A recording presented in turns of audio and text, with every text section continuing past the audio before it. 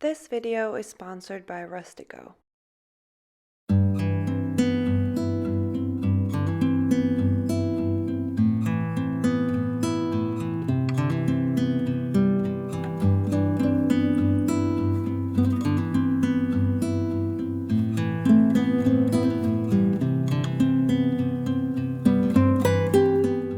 Hello friends, this is Hera, and today I'd like to talk to you about mood trackers. Mood trackers are so popular in the bullet journal community, but are they really that great?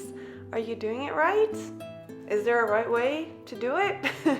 These are all things I'd like to discuss in this video while also showing you some mood tracker setups. In today's video, I will be using an artist's loft journal, as this is kind of my test notebook. I'm actually quite impressed with the quality considering that this was like $5. Mood trackers are widely used as a tool to map your emotions, and they're particularly popular among people who use their journal as a way to improve their mental health. And there are many types of mood trackers, some are more helpful than others, but please keep in mind that what I'm saying in this video is purely my own opinion. It's based on my own experience, and I am not some all-knowing celestial being who is telling you what to do. So yeah, just keep that in mind. Alright, let's get into the video. The first type of mood tracker I want to talk about is what I call the 1 color per day mood tracker. This is, in my opinion, the least helpful mood tracker there is. Basically, you make some sort of grid or other shape, and then you choose certain colors to represent certain moods, and then you fill in 1 space per day. This doesn't allow for more than 1 mood a day, which I think we can all agree is a little bit one-dimensional and not really reflecting the real life of a human being. On the left page here, I'm making quite a popular mood tracker, which is called A Year in Pixels. This is a grid with 1 square for each day in a whole year, and the idea is that you fill in 1 mood per day every day of the year, and then at the end you have a pretty colorful grid to look back on where you can see how you felt most days. Perhaps you'll see patterns, or maybe you won't.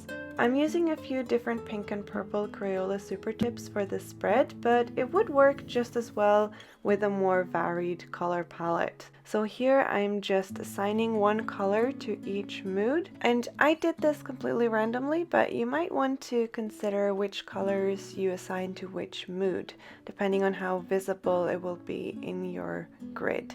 If you don't feel like drawing the grid, you could cut out the right number of boxes from a sheet of grid paper, like I did for my reading tracker in my reading journal. This way the grid is slightly muted as well, which I really like. Here's a quick demonstration of what the grid will look like once you start filling it in. As you can see, it looks really pretty. It might make the mood stand more out if you use a more varied color palette, but this is all up to you. On the right page, I'm making a mood tracker wheel.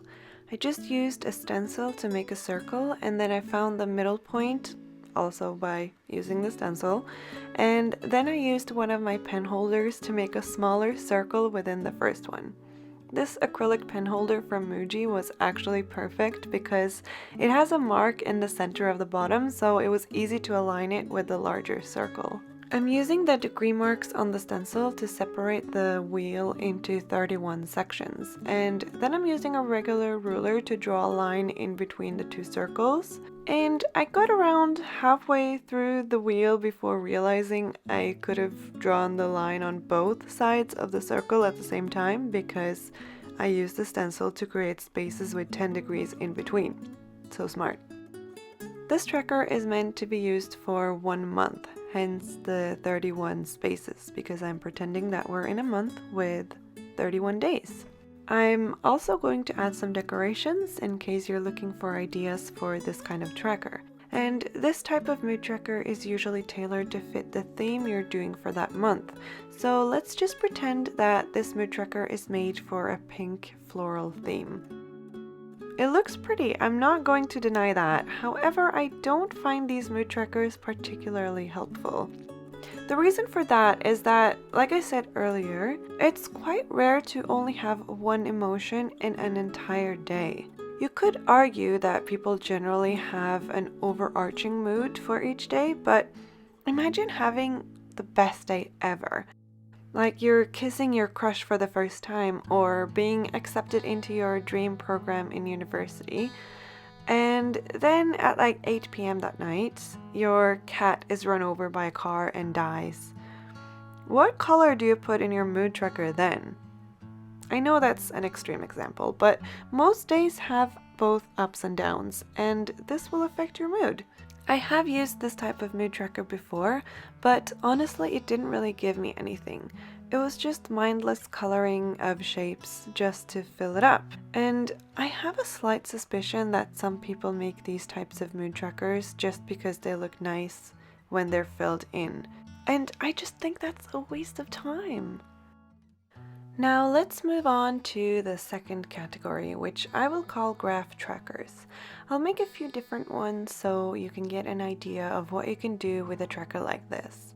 My camera decided not to film this part, so half of the spread I only have the side view of, but I think we'll manage. A graph tracker is pretty self-explanatory, I think. One axis represents the days and the other axis represents the mood, generally from good to bad, although I'm sure you can do different types of scales too. On the right side here, I will make 3 graph trackers just to show you some examples. My notebook doesn't have 31 squares horizontally, so I will just pretend the month has 24 days or something instead of 30, so please just ignore that. In these mood tracker graphs, the x-axis represents the days and the y-axis runs from good mood to bad mood. I'm using smiley faces to signify bad, neutral, and good mood, but honestly that's not a very good way to separate the moods as it's very simplified, but on a scale like this, it's kind of the best way to do it. In this top tracker, you put a dot on the scale from bad to good for each day and connect the dots. And in this second graph here, you make a bar graph. So each day you fill the bar up to how good your mood was. And you can do this in a weekly spread as well. I actually saw this in my friend's journal. She made a weekly spread that looked somewhat like this, and then she used the graph idea but vertically following each day so that she could track her mood even if it fluctuated throughout the day. And I thought that this was really clever. It does take up a lot of room in your weekly spread though. Okay, back to the monthly graphs. In the bottom graph, what I'll do is I'll allow for 2 moods in one day.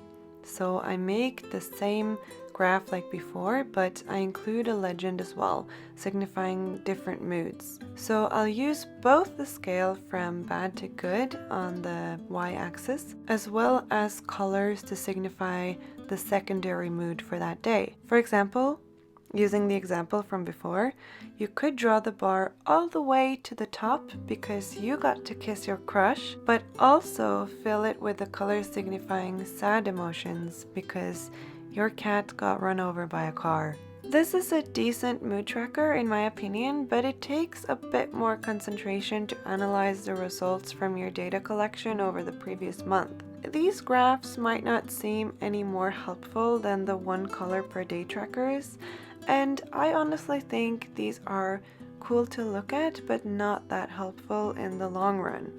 It lets you look at your mood in a different format than the color tracker, and you'll see your ups and downs literally as ups and downs in the graph, which is cool if you're into graphs. Oh, I've said graphs so many times now. You know what's annoying? When you try to draw a straight line and the ruler moves. On the left page here, I will draw up the only graph mood tracker that I actually think makes sense. This one actually allows for more than 1 or 2 moods in a day. Crazy, right? So for the sake of creativity, I'm switching up the axis so the y-axis is the days of the month and the x-axis is the mood from bad to good. Still using the smiley faces. I'm so sorry. So to fill this in, you don't draw the bar from the y-axis to the mood you're feeling, but rather you're drawing the bar from the lowest/worst mood you felt that day to the highest/best mood you felt. This way you can capture the spectrum of emotions you felt rather than the most general. I highly recommend trying this if you've been using graphs to track your mood. It's good to try something new. I used this very successfully a couple of years ago, and it is by far my most favorite graph tracker. Before we get into the last and best category, I want to talk a little bit about Rustico. Rustico is based in Utah, US, and create notebooks and leather goods designed and manufactured in the US. They gifted me the traveler's notebook I'm currently using for my bullet journal, as well as the notebook I'm using for my reading journal. I really recommend checking out their website, rustico.com, if you're in the market for a new journal. The third type of mood trackers I'd like to present you with are trackers that use words.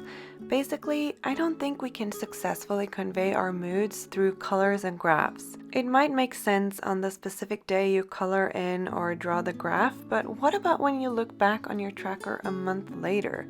Half a year later? There's nothing in those trackers showing what exactly made you feel that way. So this next section will show a couple of ways to use your words to track your mood. First up is the 1 line a day spread. Some of you might consider this more like a diary type of spread, but if you write, "Felt happy because I kissed my crush," you're conveying how you felt and why you felt that way in one sentence. It's genius. It will make you think about why you're feeling the way you feel, not just mindlessly registering the mood and picking a color to represent it. It's really simple to make too. You just write down each day of the month vertically, make a header, and that's all you need. You can of course decorate it with colors, washi tape, or whatever you like to decorate with. The last spread I want to show you is actually an idea I got from Erin Floto Designs. It combines color coding and words, which might be perfect for those of you who want a combination of a word tracker and a color tracker. I'm going to use my pack of warm colored mild liners for the spread, both the highlighters and the brush pens. It's slightly overkill that I own both, but I just really like these colors. So basically what you do is you make a few categories for your daily life and then you color code them. So for example, if you're a student, you can make the categories school, friends, family, personal, and maybe work. Throughout the month, when you feel like it, you write the date of the month, pick the color for the category you have a feeling about, and then write a word or two that shows how you feel. So for example, you had a fight with your friend, you pick the color for friend and you write sad. Or you got an A at a school project, so you pick the color for school and write proud. You can make several entries a day and you can use as much space as you want. You can even combine different fonts and different sizes to make it look like a piece of art as well, if that's important to you. It will probably be easier to tell the categories apart if they're different colors rather than different hues of the same color, which is why I use these mild liners instead of the pink and purple Crayola Super Tips I used in the rest of the video. So I guess it's kind of time for a conclusion. There's an overwhelming amount of 1 color per day mood trackers out there. If you try searching for mood tracker on Pinterest or Instagram, 98% of them are 1 color per day trackers.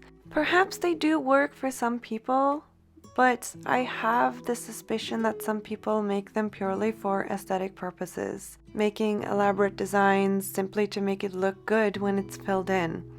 And there are so many gorgeous 1 color per day mood trackers out there, don't get me wrong. I just don't think they're very helpful on the grand scale and are perhaps not worth the time you put in making it when you think about what you actually gain from it. I would love to hear your opinions on this though, so let me know in the comments below what you think. If you liked this video, make sure to subscribe to my channel. I know I say this every time, but an overwhelming amount of the people watching my video actually aren't subscribed, so maybe I can bribe you with the promise of an upcoming giveaway. Anyway, I hope you're having a lovely day and I'll see you next time. Bye!